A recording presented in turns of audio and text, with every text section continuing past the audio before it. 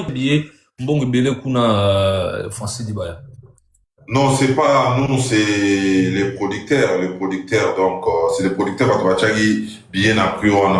Et puis, surtout, tu as au moins cher, parce que moi, beaucoup de salariés étaient jusqu'à 20h. La grande porte était fermée parce que des autres, il a sa privilège pour sauver côte sa et voir même la porte à Mouké, place, il fallait artiste sa côte, ils ont débordé. Je crois que l'image, ils allaient à la TV, la radio, donc, on a qu'ils ont vraiment débordé. Et là, si vous avez Jobo, peut être 5 ans, tout bête à Sundoule dans Jobo, mais compte tenu, il y a temps, moi, tout bête à Jobo, résaté. Je crois que ça, la répétition, moi, à Johannesburg, juste rapport de ce que ça va de quoi Johannesburg, et puis, semaine prochaine, Tozongi pour Namaki. Voilà. National frère Moko Francis, il y a zappé au Monayo, il y a en Afrique du Sud. Il m'a dit que Richard Watanabe a joué à boss sur l'Afrique du Sud.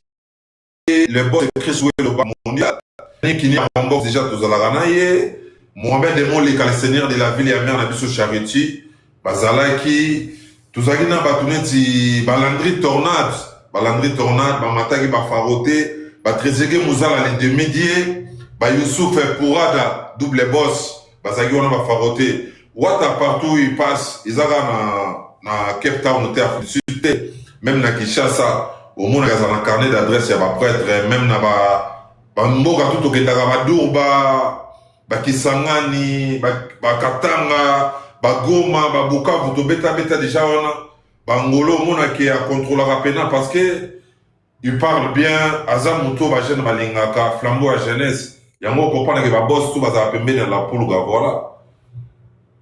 Mais est-ce que Kozana ba boss wana, mamba ba boss, bazo nyongo na makase Dibaya. Est-ce que ça, par rapport à la musique, quand tu attendais bango, qu'est-ce qui se passe? Ils les lots au carnet d'adresse, ils attendent avec excellence. La poule Gaza Moutoise à l'Arabien, à Solo l'Arabien, va mettre Paul Djunga, va mettre Kaji, donc, va virer Raf Kabengele, au monde qui va venir, viens va petit naïe. Master ba master naïe, yaya ba petit naïe, donc à mon tour déjà sur l'Arabien, même Mikiligo, tout n'en parlons pas. Sur le côté de Paris, on a mon agba TJ Bolingo partenaire, Bazali, ba Trésor Bomboka, ouais, ba Stomi Boya Kafoulek, ba Nagler Bob Sex Boy, yo je crois que ça témoin arrivé dans Bissou dans la gare centrale, dans la gare du Nord. Gare du Nord. Gare du Nord, jour Toyaka, pour toi à la scène musicale. Au monde qu'il y avait la crème de toute la jeunesse du Congo. Et sur Talindou, la scène musicale, public au Bayakawana, donc pas comme les autres, voilà. Donc voilà.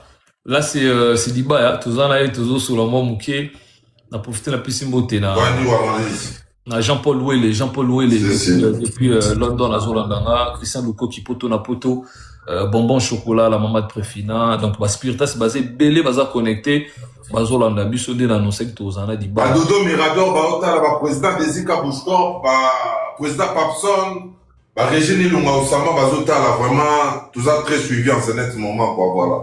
Mais tout le monde que bateau baloba Richard Watana baza artiste présidentiel, il y a Zaramina bateau gouvernement parce que vous avez la facilité à ma visa, ma main noire, bino kanga binoté, bino boya rara poto bateau belé. Dit bah qu'est-ce qui se passe? Nous avons une follow dans l'examen ma crédibilité, ma compte bancaire. Est-ce que ça va yango? Est-ce que ça va yango? Si ça yango normalement. Normalement faut qu'est-ce que ça rend compte? Bisonde tobé taraboye. Les CG Charlie Rubenga a géré compte ya orchestre. Son bon côté a viré uniquement. Les locaux va Sabino va visa faut voter la paix assurance au Bozanango. Est-ce que va Kende, est-ce que va Gozonga, est-ce que l'orchestre est crédible? Donc, il y a un mot comprendre que la team a déjà, ils ont orchestre, ils ont crédible, tout le rapport, tout le zone, voilà. Cause à l'orchestre présidentiel, je crois, tant il y a président Kabila, tous allons à l'Olympia de Paris, orchestre, il y a pour tous des fois, tout le monde États-Unis. Tout le monde États-Unis, orchestre, ils ont en bruit dans sa vingtaine, au moins, le président Tshisekedi a la guité. Ils ont un temps, il y a cause à Nostra, ils attendent, ayebi ko solola si do maman eta au contredire ngata ayebi ne ko solola yango moni bato ba approchaka bayaka vers ye quoi azana aura wana voilà. Donc voilà. Mais tout sur la peine il y a Zénith de Paris, bien sûr, parce que c'est un événement où va te belé puis bazo zela. L'invité dit bah bino moko bozo mona est-ce que ça va côté billetterie? Est-ce que les spiritas baza exécuter quand même ordre Richard Watana ba pesaki par rapport à les 3 juillet? Si billetterie ça va évoluer bien et le problème avec la communauté c'est quoi? Bato bakomaka na pression au son billet na jour à concert. C'est ça. Tu vois. Zelota la yomo au mona na 2 semaines à concert au mona degré billetterie wana go kende. Kuna ko to bala la pongi. Bala la pongi côté musique déjà ba ebi cause nostra mais les chanteurs Mbaka abinaka et poto balinga to yango na kisika na produit mo boyo wana. On avait lancé Magodao et ça les tours du monde. To betina na mekilité. Et là, tout le tourbillon, et ça a déjà des événements nango, bah yamba photo yamba, biloko mikolo. Donc mekili ba olinga ba mona na la timoata, tu as to bete la ba mona mekili. Ne ba mona to répéter na kini, ndenge pe ba olinga ba mona mekili. Là, toujours insister ka ba ke ba somba ba billet na bango, ba ke na Ticketmaster, ba ke na Fnac Leclerc, ba ke na ba Carrefour, ba ke na Auchan, ba ke na Cora. Et puis, bah, qu'il y a la tête Morgan Production, bah, vous avez vraiment habillé na bango. Match zanango bien. Semaine prochaine, tozo zonga. Et puis, pour être en boca, il faut y aller Mikili pour la visite ya salle, y compris la presse, la staff Mobimba. Et là, je veux remercier, bah, Spiritas tout, y a Europe Mobimba, bah, ça là qui samedi wana, na Zénith de Paris, juste là, pour nous remobiliser, pour nous sensibiliser encore, pour un concert à la Zénith de Paris, quoi, voilà. Est-ce que tu as mis le lot concert des obétants, m'a dit, bah, invité, bah, aux raté, n'a invité, binope côté, à Ouine Kuna, Mingi Boza, Kabana, n'a invité, est-ce qu'il y aura des invités quand même, là, évidemment, Richard Watanabe, pour ne pas citer les noms, de Somona? Donc, invité, bah, aux raté, voilà, sur les surprises, il y a prêtre, vraiment, t'as mis un agenda, qui seront les invités, Donc, je crois, pour être dans un bateau, il y a pour t'annoncer, vous allez m'inviter. Mais, dans la tête d'affiche, cause à notre on a la team Wata. Tout faut voir mon ambulance d'Angola, Dio na ba chomi d'Angwere, mon ba Jires Foudre, mon ba Miyembe, je respire, Cédric Mbongo, Mich Kangando, Arnaque des Voice. Et puis, danseuse d'Abango, Catalea, Julia, Black Panther, bah Clémence, bango tout faut mon bango. Donc voilà. Surprise à l'émotion ça dans le bus dans la team moi à la tête d'affiche et bah invité bah on bango après voilà. Mais dis bah moi j'avais cette question parce que c'est très important na tout nango parce que c'est une chose au bango Petro na banzela que la team bien sûr ils a composé ming d'aba artiste et abatu. Bozo ba musicien abatu mingi et tout musicien mon rôle en orchestre mon wata juillet et tout. Quand vous écoutez tout ça ni n'est là en tête. Au monde, un musicien doit dans un parcours naïe. Musicien et l'autre, musicien nous dans un parcours naïe.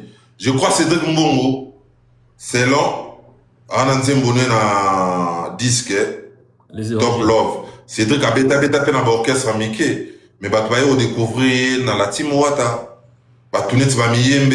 Bah bêta dans l'orchestre bah les cas qui me bah découvrir dans la team Wata, Mich Kangando, tu vois, je respire, Bombo de Madrid, je reste Foudre, bango tout le monde qui bazara na parcours na bango, ngape na zara na parcours na uta pe ba côté na uta.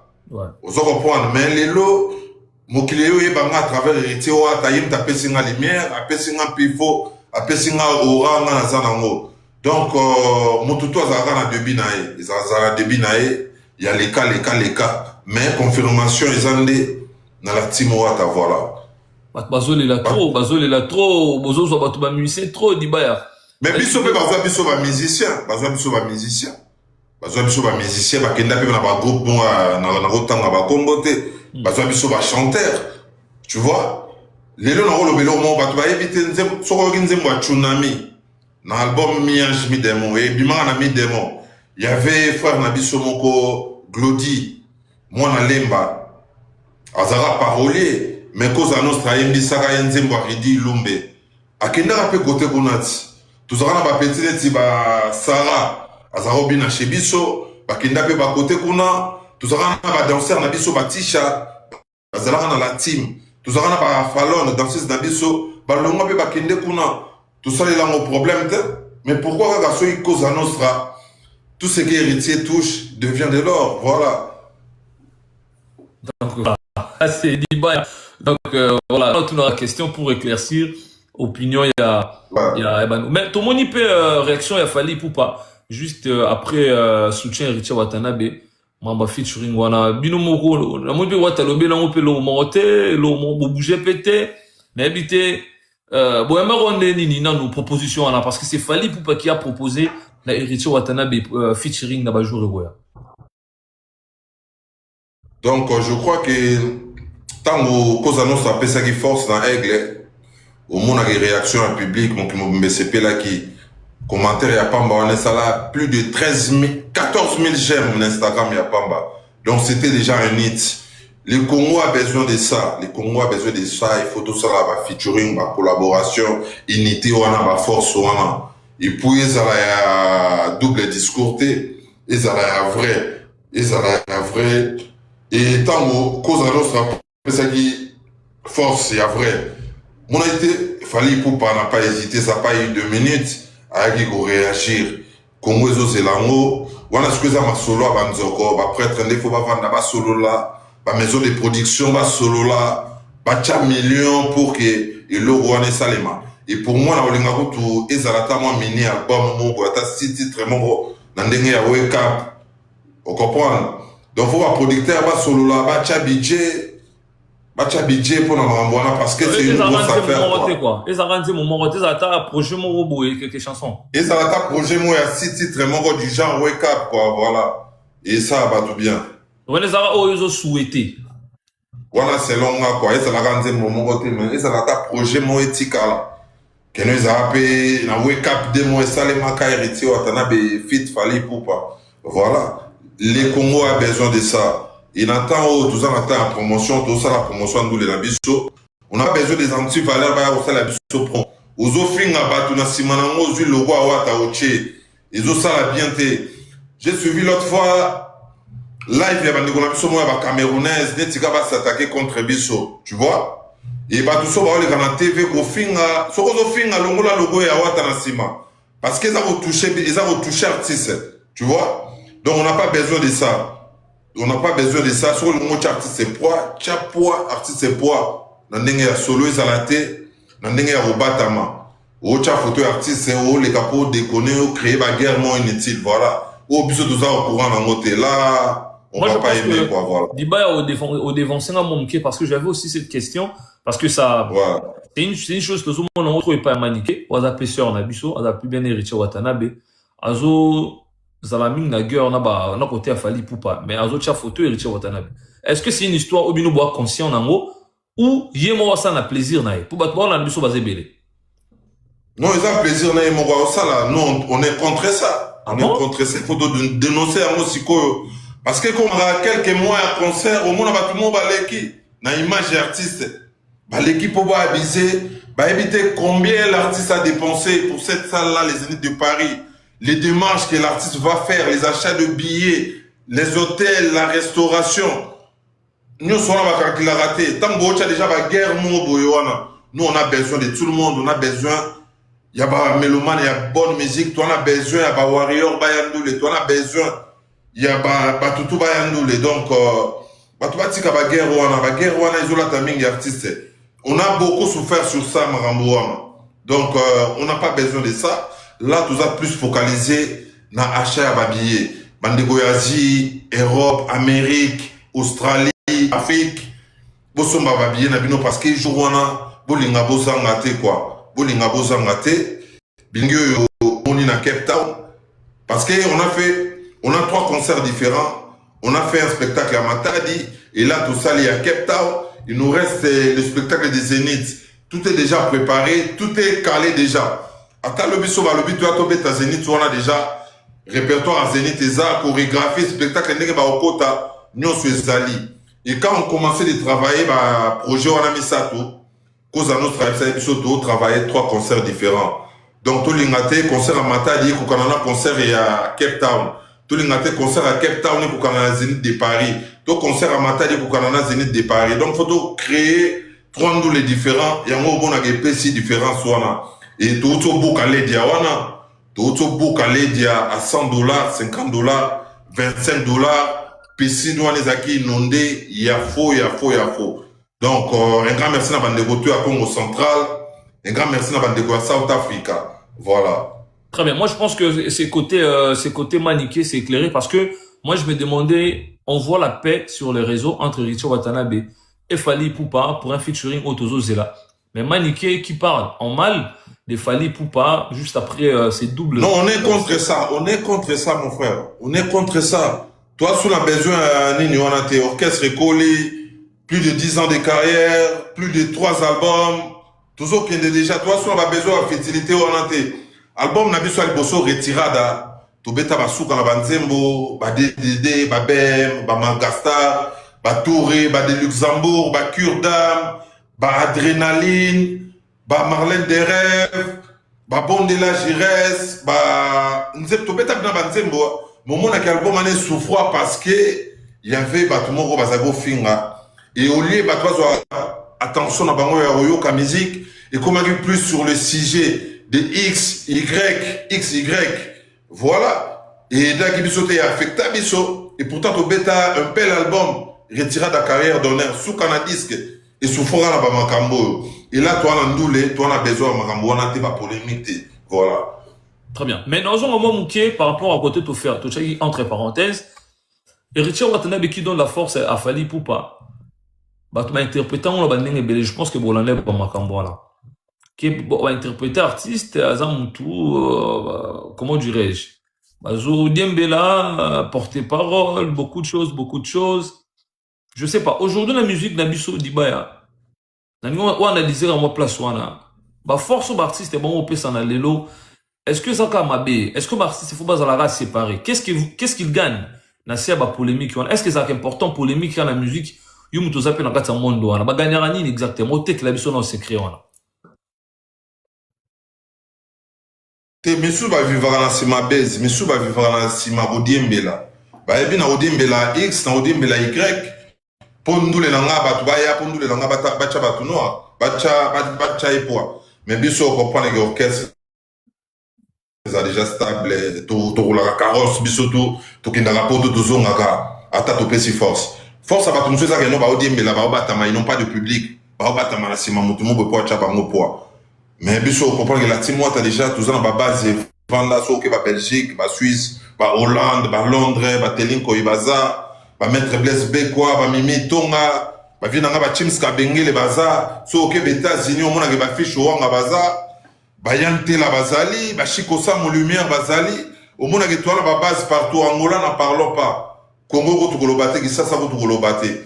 Donc, Héritier Wata, c'est un grand déjà. Et puis, un événement bongo, il fallait qu'on paie ça à force. Et tant qu'on paie ça qui force, bah, tu belé, bah, c'est qu'il y a des porte-parole, mais ils ont emboîté les pas. Les Congo n'a plus besoin de ces polémiques-là. Les Congo, aujourd'hui, tout comme il a besoin, tout ça, là, un Congo fort. Tout ça, les polémiques, en a trop, et rapporté du rien.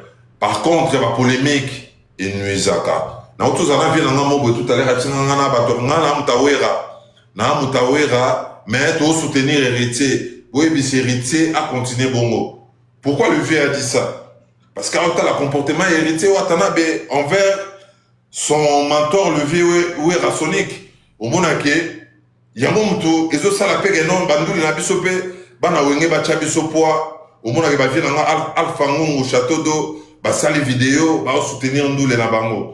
Voilà. Très bien. Il y a des gens au bazar là-bas, Sonic, pour soutenir Watanabe juste pour son respect envers son ex-patron. Voilà, pour soutenir pour un respect, on a un amour envers Vena Ensone. Il y a un moment où on va te belle père, maison mère, batika abisote, batika abiso poids toujours. Voilà. Et puis, si on veut dire que la vie n'a pas été sur le vénémé, on a des spiritas qui sont pour soutenir le V, voilà. Mais Dibaya, mais, n'a comprendre l'autre côté, Yosa Montoyo, aux autres travailleurs, à la Chimwata, aux autres bureau, Héritier Watanabe avec ses frères de Wenge, toujours des choses. Koto, Babendani Koto, Koto Bendani Boye, Maduro, Trump, Okangaye, Boye, Koto, Boye, pour ne pas citer, comme vraiment un artiste, pour ne pas créer, polémique et belé. Wenge zalara nini Wenge yo comprendre nini pour la Wenge pour travailler là artiste Wenge belé on bandika ne Richie Watanabe te ozana c'est le scrum dans le début naé le lozane on expérience ya quoi pour Dibaya l'invité Wenge zalara nini comprendre nini Wenge syndicat chakal 12 bah ça là on encore pour ba attention à batou c'est quoi exactement si néo to le badou syndicat chakal pesa monter mamabe puis jalousie belé Héritier Wata est la personne, l'artiste au Achaba de Belé pour les lots l'enfant dans la table à témoignage à honorable l'obesso va témoigner à te Belé va témoigner à Robin Omundi bon n'en parlons pas Azam Mouto Ayamba Bango à Pesa Bango espace parce qu'à l'époque c'était pas facile il y a au Luanda pour un bas jeune âge parce que on est allé orchestre c'est à vieux Mongo Boyoana mais Héritier Watanabe avec son jeune âge affronter Wenge wana affronter Zénith de Paris et pesa baya ebele espoir non on appelle son artiste il faut affronter Wenge et les lots mon appel Wenge peut battre belé bazo espace parce que cause à notre zagi wana j'ai suivi témoignage ya Gabana Tatu à Biazaro Yemba parce que cause à notre zagi wana il peut avoir l'espace voilà donc Adam Moto Héritier Watanabe a Moto a ebe ofana na bateau pose héritier mutu na mabe c'est que yo mutu bandi et puis bato belé basala héritier mabe suka ba ya kaka kosenga bolimbisi ko se prosterner ko s'agenouiller devant ye donc aza mutu moma so zui mabe c'est que yo mutu sali mabe donc voilà yango boni que lelo biso ba dibaya oyo toi déjà pas plus de 10 ans en kata na Timo Wata to yebi comment les boss fonctionnent alingaka nini jamais on a dit bah dans les canaux TV na finga leader moro X ou Y non nous alate mais bon qu'est-ce que nous comprendre nous va communicateur bah on a courage on a oya go finga ko dénigrer ko loba même si toi pas tout kenda bande de l'école j'ai une famille biologique j'ai mes collègues j'ai comme même sous bazar dans les canaux campa dans les canaux IST et puis les bazar avocat ba banquier les lots il y a la TV, il y a des parents, il y a des sanité dans la TV. Tout y a tout défendre la musique quoi. Et puis au monde on a déjà tant on la team Wata. Série on a hérité Wata na bandi carrière, au monde qui côté internet. Artiste arrive na ba quoi ça va booster na artiste côté internet. Objectif fazagi na ya un plus nanga. Au monde qui ngam na ya répétition live, les lo monde ba tout est comme match live, répétition en live. Ngam na ya idole nzela nanga. Je suis le seul communicateur à ma page, il y a plus de 300 et quelques abonnés. Dans la page mon Instagram, il y a 132 000 followers. Ils sont piratés par les Nigériens. Ils ont la page TikTok, sur TV Mpandi. Au monde dans les réseaux sociaux, nous avons défendre l'artiste. Nous avons une promotion. Il y a beaucoup de stati, beaucoup de concert na stati, promotion na story. Photo le bar. Au monde un peu stangapé. Et tu as fait pour un artiste, il y a un parti à considérer parmi Bambi Lana et Francis Dibaya Zawana. Sondo les alliés, il faut Dibaya Zala par rapport à la visibilité à mouvement. Donc, au monde a un rapport, il y a un dossier dans la bande de communicateur, il faut quoi améliorer, tout ce qui m'a fait, le monde évolue. Le monde est assuré, tu vas se faire à Sankara, à Zobozio, à Natema. Le monde évolue, il faut tout savoir comment faire les choses, quoi, voilà. Très bien. Francis Dibaya, apport na yo, on a témoin, on a mon apport na yo. Les lots au côté numérique, vraiment, au changement à belé. Je pense que c'est un artiste aussi. Les gens, ils ont pris que Marbe Belé, aux hommes mérités Marbe Belé, au Saranate, même à Spiritas, pour qu'on te dire, donc, félicitations pour ton travail. Tu fais bien ton travail. Au fin de raté, au Salara promotion, artiste là. On a raté à live, on a Facebook, on a ôté. Donc, voilà. Nabi Kato, je suis Nabiso. On a vu double Stade de France.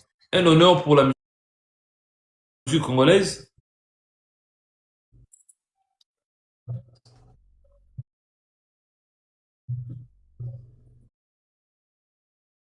Oui, un honneur depuis la nuit des temps.